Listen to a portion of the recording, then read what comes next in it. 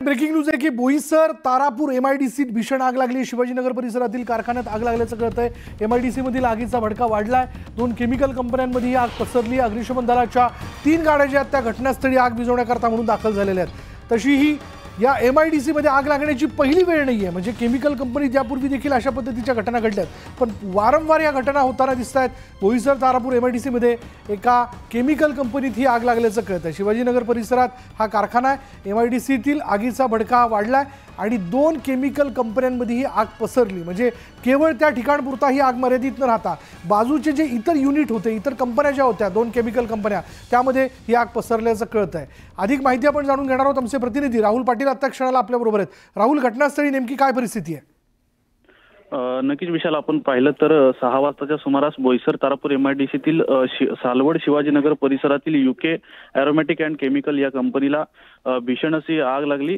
यानंतर या आगीचा भडका इतका उडाला की ज्या परिसरात काही कारखाने आहेत, केमिकल कंपन्या आहेत, या सुद्धा आगीच्या भक्षस्थानी आल्या। यामध्ये श्री केमिकल म्हणून जी आहे ती सुद्धा आगीच्या भक्षस्थानी आले आणि सध्या या दोन्ही कंपन्या ज्या आहेत त्या मोठ्या प्रमाणावर या दोन्ही कंपन्यांना आग लागलेली आहे। सध्या अग्निशमन दलाच्या 3 गाड्या ज्या आहेत त्या घटनास्थळी पोहोचलेल्या आहेत। मात्र अग्निशमन दलाला देखील या आगीवर नियंत्रण मिळवण्यात जे आहे ते अजूनही अपयश आल्याचं पाहायला मिळतंय। सुदैवाने ज्या पहिल्या कंपनीत एरोमॅटिक या कंपनीत आग लागली ती कंपनी बंद असल्याची माहिती जी आहे ती मिळते आणि त्याच्यामुळे कदाचित शॉर्ट सर्किटने ही आग लागल्याचा प्राथमिक अंदाज जो आहे तो वर्तवण्यात येतोय आणि त्या सुदैवाने कामगार नसल्याने या ठिकाणी कुठलीही जीवितहानी झाली नसल्याची प्राथमिक माहिती अजून तरी प्रशासनाकडून देण्यात येते। सध्या या ठिकाणी आगीवर नियंत्रण मिळवण्याचे शर्थीचे प्रयत्न जे आहेत ते अग्निशमन दलाकडून केले जातात। मात्र आगीचा भडका जो आहे तो वाढताना पाहायला मिळतोय। धन्यवाद या सगळ्या तपशिलाबद्दल। ही ड्रोनच्या माध्यमातून घेतलेली दृश्य आहे न्यूज 18 लोकमतकडे, ज्यामध्ये आपण बघू शकतो की या एक्सक्लुसिव्ह दृश्यांमध्ये कशा पद्धतीने ही आग जी ती लागलेली आहे, या आगीचा भडका जो आहे तो मोठ्या प्रमाणात उडालेला आहे। आगीचे लोळ, धुळांचे लोट जे ते वरपर्यंत जाताना दिसतात। आजूबाजूच्या 2 केमिकल कंपन्यांमध्ये ही आग पसरते। ज्वलनशील असं रसायन असल्या कारणाने ही आग त्वरित पेटताना दिसते, म्हणजे ती पसरताना दिसते।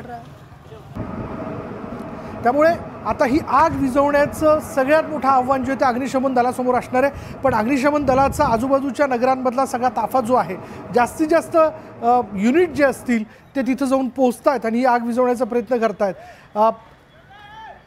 हे एक्सक्लुसिव्ह दृश्य ज्यामध्ये आपण पाहू शकतो की या आगीचं स्वरूप नेमकं कशा पद्धतीचं आहे। आपका नाम क्या है? फूलचंद। ये कौन सी कंपनी में आग लगी है? यूके में। आप वहाँ क्या करते हैं? काम करता हूँ सर। कंपनी बंद थी, कैसे कैसे आग लगी?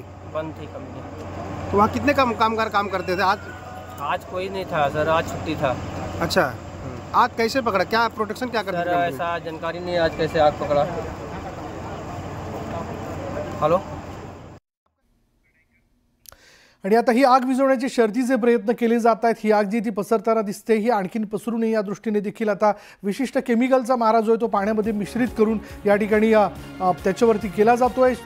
बघूयात याबद्दलचे अपडेट आपण यापुढेही पुढल्या बुलेटिनमध्ये घेत राहू। आणि आता ही